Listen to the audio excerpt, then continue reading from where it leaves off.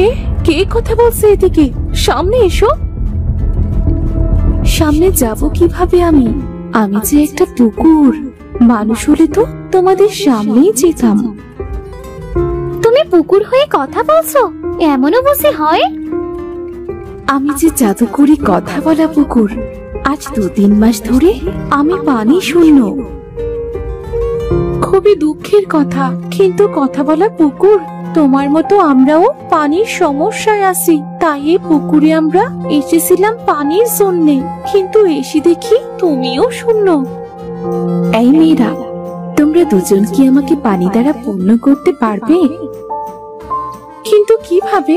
যেখানে পানির জন্য আমরা তোমার কাছে এসেছি, সেখানে আমরা তোমার জন্য পানি পাবো কোথায়? এই জঙ্গলের শেষ মাথায় একটা পাহাড় দেখতে পাবে। সেই পাহাড়ের গুহার ভেতরে একটা বোতলের ভেতরে আছে নীল সমুদ্রের জাদুকরি পানি। সেই পানি যদি আমার এই পুকুরে 1 ফোঁটাও পড়ে, তবে আমার পুকুরের পানি কোনো দিনও শুকাবে না। তুমি তো বললে যে তুমি জাদুকরি পুকুর, তাহলে তুমিই তো গিয়ে সে পানি আনতে পারো। সেই পানি তো রাক্ষসের অধীনে আছে। তারা গুহার মুখে কালো জাদু দ্বারা বন্ধ করে রেখেছে। সেখানে আমার জাদু কোনো কাজে দেবে না। কিন্তু তোমরা সাধারণ মানুষ বিধায় তোমাদের ঢুকতে সমস্যা হবে না। বুঝলাম। আমরা তোমাকে নীল সমুদ্রের জাদু করে পানি এনে দিতে পারি, তবে আমাদের কয়টা শর্ত পূরণ করতে হবে। তোমরা যদি আমার কাজটা করে দিতে পারো, তবে তোমাদের সব শর্ত আমি পূরণ করব, এই আমি কথা দিলাম। আচ্ছা ঠিক আছে, আমরা তাহলে চেষ্টা করে দেখি তোমার কাজটা করে দিতে পারি কিনা।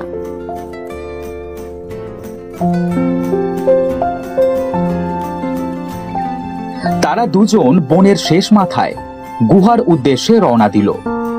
বনের ভেতর দিয়ে যেতে যেতে তারা দেখল একটা খরগোশ কোনো শিকারীর জালে আটকা পড়ে আছে।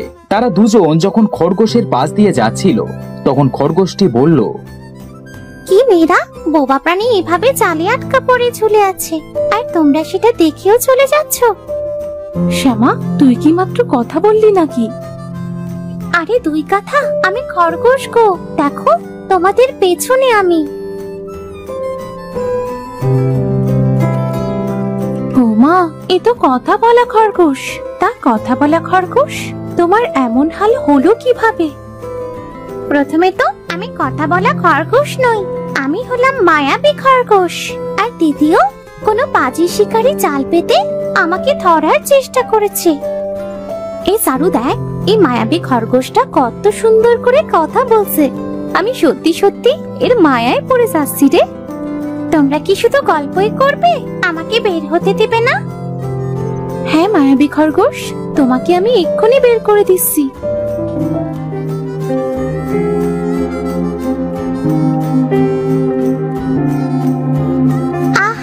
হাঁপ ছেড়ে বাঁচলাম। আর যাই হোক, তোমরা খুব ভালো। আমি শুধু শুধু তোমাদের ভুল বুঝেছিলাম। তোমরা ওইদিকে যাচ্ছ কোথায়? তখন চারু ও শ্যামা মায়াবী খরগোশের সাথে তাদের সব কথা খুলে বলল। সব শুনে মায়াবী খরগোশ বলল, সব তো বুঝলাম, তবে রাক্ষসীরা তো ওই নীল সমুদ্রের জাদুকরি পানি নিতে দেবে না।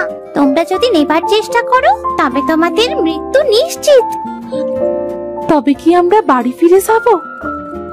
তোমরা যখন আমাকে উপকার করলে, তখন আমিও তোমাদের একটা উপকার করতে পারি। সত্যি বলছো? তুমি আমাদের উপকার করবে? শোনো, তবে আমি তোমাদের আমার মায়া শক্তি দিয়ে রাক্ষস করে দিচ্ছি। তোমরা রাক্ষসের রূপ নিয়ে সেই নীল পানি নিয়ে তাড়াতাড়ি ফিরে এসো। খরগোশ তার মায়া শক্তি দিয়ে চারু ও শ্যামাকে রাক্ষস বানিয়ে দিল। তোমাকে অনেক অনেক ধন্যবাদ মায়াবী খরগোশ। শোনো তোমরা, এটা যেহেতু আমার মায়া দিয়ে তোমাদের রাক্ষস বানিয়েছি, এই মায়া শক্তি কিন্তু বেশি সময় থাকবে না। সূর্য অস্ত যাবার আগে তোমাদের ফিরতে হবে। সূর্য অস্ত যাবার আগে আমরা ফিরে আসব, তুমি চিন্তা করো না।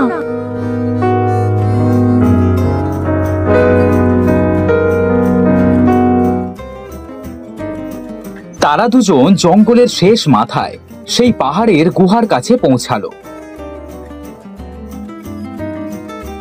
তারা দুজন যখন গুহার ভেতরে পৌঁছালো তখন একটা রাক্ষস তাদের দেখে বলল, কি রে, এই তোদের তো নতুন নতুন লাগে, এই আগে কখনো দেখেছি বলে তো মনে হয় না। আমাদের সাথে ইয়ার্কি হচ্ছে? রাক্ষস রানীকে গিয়ে বলবো যে ওই নাগপোচা রাক্ষসটা আমাদের সাথে বেয়াদবি করেছে। না না, দয়া করে রানীমার কাছে নালিশ করো না, তাহলে যে আমার পিঠের ছাল আর ছাল থাকবে না, মেরে খাল বানিয়ে দেবে। আচ্ছা বলবো না, তাহলে বলতো নীল সমুদ্রের জাদুকরি জল কোথায় আছে? এই কথা, এই চলো আমার সাথে, আমি দেখিয়ে দিচ্ছি।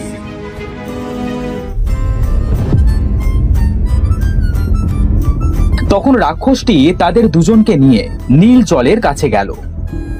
আচ্ছা, এবার সামনে থেকে ভাব। রাক্ষসটিকে তারা তাড়িয়ে দিল, আর এদিকে তারা দুজন সেই নীল পানির বোতলটা নিয়ে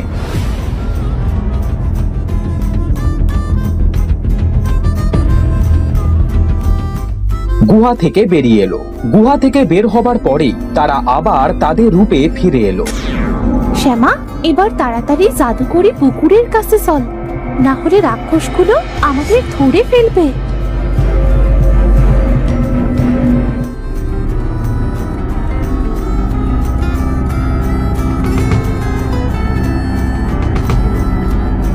তারা দুজন সেই জাদুকরি পুকুরের কাছে এসে তাতে নীল সমুদ্রের জাদুকরি পানি বোতল থেকে ঢেলে দিল, আর সাথে সাথেই পুকুরটি পানিতে পরিপূর্ণ হয়ে গেল। ধন্যবাদ, ধন্যবাদ তোমাদের দুজনকে। এবার বলো, তোমাদের কি শর্ত আছে? আমাদের গ্রামে খুব পানির সংকট, তাই এই পুকুরটা আমাদের গ্রামে নিয়ে যেতে হবে। পুকুরের চারিপাশে গাছগাছালি থাকবে ও পুকুরে মাছও থাকবে, যেন পুরো গ্রামবাসী সারা জীবন পানি, গাছগাছালি আর মাছের অভাব অনুভব না করে। কিন্তু এটা তো কখনো সম্ভবই নয়। তুমি কিন্তু আমাকে কথা দিয়েছিলে যে আমার শর্তগুলো তুমি মেনে নেবে। তোমরা যখন আমার এত বড় উপকার করলে, তখন আমিও তোমাদের শর্ত মানতে বাধ্য। আচ্ছা, তবে তাই হোক। পুকুরটি একথা বলে চারুদের বাড়ির পাশে পুকুরটিকে নিয়ে গেল। হঠাৎ পানি ভর্তি পুকুরটি তাদের গ্রামে আসায় সবাই খুব অবাক হলো। শ্যামা ও চারু বাড়ি ফিরে গেলে চারুর মা জিজ্ঞেস করলো, কিরে মা, হঠাৎ এই পুকুরটা কোথা থেকে আসলো? আর এত পানি, গাছ, পুকুরে মাছ, সব মিলিয়ে তো দেখছি একেবারে স্বপ্নের মতো।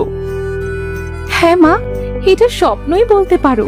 আজ থেকে আমাদের গ্রামে পানির আর কোনোদিন কষ্টও হবে না, সাথে মাছেরও। চারু তখন তার মায়ের সাথে সবকিছু খুলে বলল।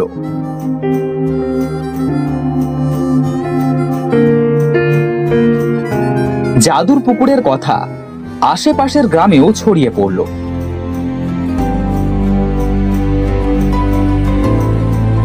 মানুষ দল বেঁধে পুকুরটাকে দেখতে আসতে লাগলো। এত সুন্দর পানি পেয়ে গ্রামের লোক তো সবাই খুব খুশি হলো।